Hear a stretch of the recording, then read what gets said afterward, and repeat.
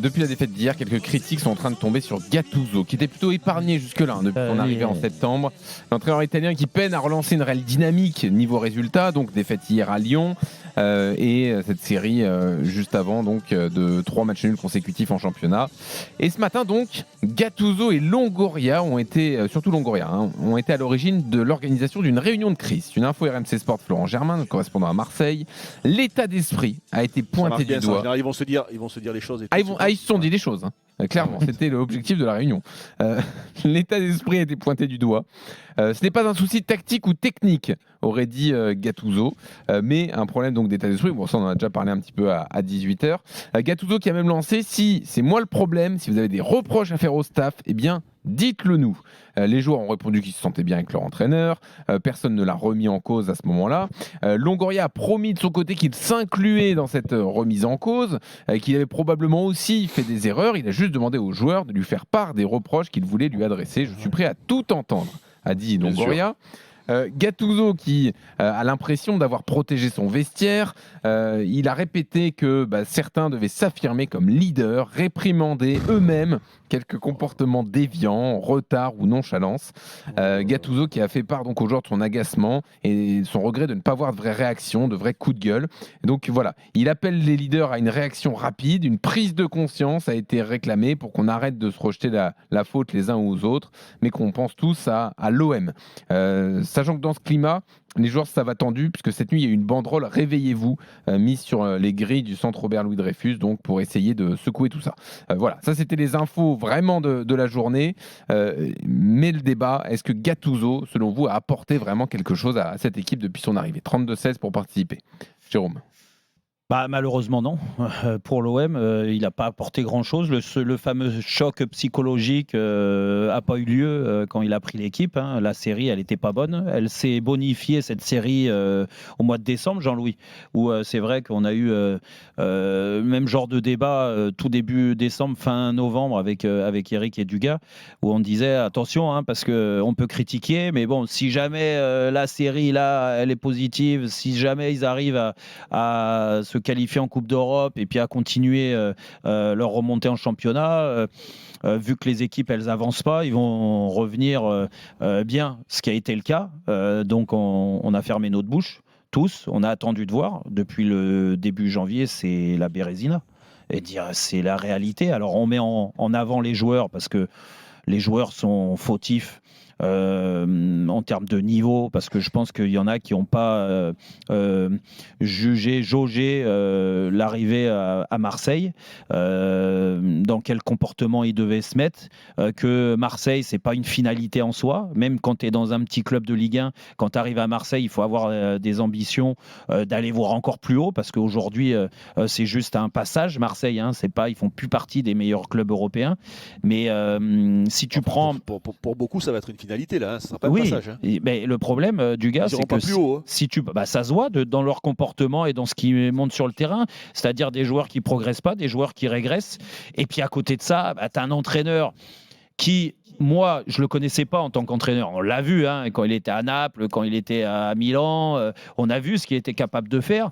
Moi, je pars du principe que la personnalité qu'il a, Gennaro, c'est un meneur d'hommes. C'est quelqu'un qui peut te transcender à travers un discours, des actes au quotidien, pour permettre aux joueurs, en termes d'état d'esprit, d'être irréprochables sur le terrain. Après, bien sûr que n'importe quel entraîneur, il n'est pas dans tes pieds. Donc c'est aux joueurs après de se prendre en main. Mais même ça, cet impact psychologique-là, il n'y a pas eu.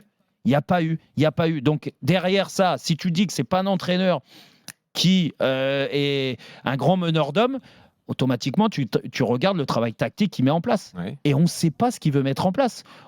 Quand il est arrivé, il nous a tous dit je vais continuer en 4-4-2 ou en 4-3-3 parce que c'est comme ça que je connais et tout ça. Je ne veux pas passer à 3 derrière. À l'arrivée, quand il est passé à 3 derrière, l'OM a fait une super série. Et on s'est dit tiens, il a trouvé le schéma. Et puis là, depuis quelques temps, il repasse à 4. Alors, soi-disant par obligation, parce qu'il a plus de défenseurs. Oui, soi-disant. Mais à l'arrivée, c'est faisable de rester à 3 derrière. Tu peux aussi. Et puis tu peux aussi. On le sait qu'il préfère jouer à 4. Eric, tu peux aussi transformer un milieu défensif dans la charnière si tu veux vraiment jouer à 3 derrière, et il y a des équipes a joué derrière d'ailleurs hier. Il y a des équipes qui l'ont fait. Donc moi là-dessus j'ai pas de souci, c'est que hier En effet, ou avant le match d'hier, il y avait la Coupe d'Afrique, il y avait un effectif qui n'était pas à la hauteur d'un effectif de l'Olympique de Marseille qui doit viser un petit peu tous les tableaux, même s'ils ne sont plus en Coupe de France. Là, il a récupéré les joueurs de la Coupe d'Afrique. Il était dans l'obligation de les mettre parce que... il y a deux joueurs importants, c'est Verretou et Rongier quand même. Ouais, c'est vrai. Et alors, il y a les blessures et tout ça, mais n'empêche... C'est deux joueurs très importants. N'empêche que ce qu'il met en place hier... dans son approche, et même quand l'OM est en difficulté, dans ses choix et tout ça, il a montré des limites. Et je trouve que, en effet, le mariage, pour l'instant, il n'est pas bien, il n'est pas bon. Donc, je ne sais pas si ça va durer. Mais vu l'ambiance qu'il doit y avoir au sein du club, avec les choix de Pablo Longoria et de la cellule recrutement, des joueurs très moyens qu'il a, c'est possible qu'au d'un moment, même lui, il en est marre et ils disent allez, tu sais quoi, je prends mes clics et mes claques parce que ça n'a pas fonctionné. Oui, parce que Eric, quand on parle de Longoria, faut aussi avoir en tête que les entraîneurs qu'il avait au début ont vraiment tiré le meilleur des effectifs qu'ils avaient. Sampaoli ou Tudor. Mais là, c'est pas le cas. Mais c'est pour ça qu'au moment du bilan, tu as raison, il faudra tenir compte de ça, de ce qu'ont fait certains entraîneurs avec l'effectif qu'ils avaient. Là, pour revenir à Gattuso, donc du coup, puisque bon, quand on fait ces débats-là sur les responsabilités, moi j'aime toujours mettre en premier les joueurs. Mais l'entraîneur, bien sûr qu'il a une responsabilité. Et ce qui est rigolo aujourd'hui dans cette prise de parole et dans cette réunion où Gattuso explique et même Pablo Longoria, d'après ce que j'ai compris que hier, puisque j'en ai parlé sur le premier débat, qu'hier c'était l'état d'esprit qui était défaillant, mais pas la tactique et tout, parce qu'il veut se dédouaner tactiquement. Donc ça veut dire que déjà tactiquement, moi je pense qu'il a un gros problème, parce que si tu peux avoir un système préféré, sauf que quand tu joues dans un autre système qui convient mieux à tes joueurs, avec lesquels tu as des résultats, et que dès que tu peux, parce que tu as une obligation, tu reviens à ton schéma préféré et ça marche pas, et tu nous expliques que c'est pas ça le problème, déjà il y a un problème tactique. Mais je vais même plus loin, puisqu'il nous dit que c'est dans l'état d'esprit que ça a pêché hier. On a déjà fait le débat en première heure, on va pas revenir dessus.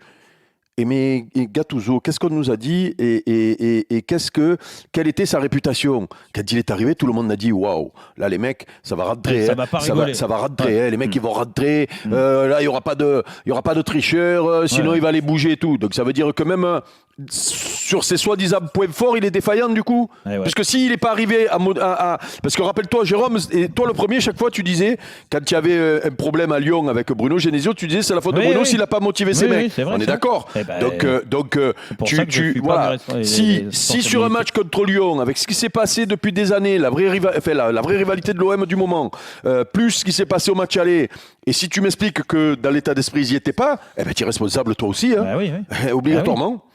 Il y a une petite phrase aussi dans le compte-rendu de la réunion de ce matin, vous me dites ce que vous en pensez. Gattuso aurait dit aux joueurs « On m'a fait comprendre que Tudor était trop dur la saison passée, puis que ça ne travaillait pas assez avec Marcelino. Il ne faut plus chercher d'excuses et réagir. » Mais on a l'impression que du coup, il ne sait pas trop comment se positionner. Il n'est pas arrivé avec la méthode Gattuso. Il est arrivé en se disant « Bon, avec Tudor, c'était trop, avec Marcelino, pas assez. Il faut que je me positionne entre ces deux-là. » Pas bon signe non plus, ça, non? Dugas, qu'est-ce que tu en penses, toi? Écoute, moi j'ai du mal à taper sur un entraîneur qui est arrivé dans l'urgence, qui a accepté de relever un challenge ultra compliqué. Je le dis moi depuis le début, je ne veux pas me lancer des fleurs, mais je pense que dès le début j'ai dit que je ne la sentais pas cette saison de l'OM, que je trouvais qu'il y avait trop de joueurs qui ne seraient pas au niveau, et malheureusement il le confirme. Donc voilà, après, moi, je veux bien que Gattuso ne fasse pas assez, ne trouve pas assez de solutions. C'est son rôle, donc les solutions, il doit les trouver. Il n'a pas d'excuses à avoir.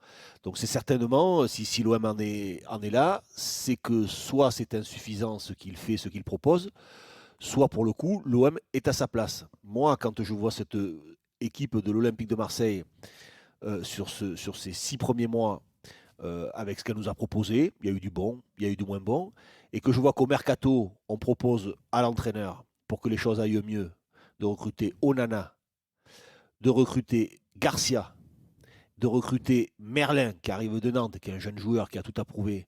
Mumbagna.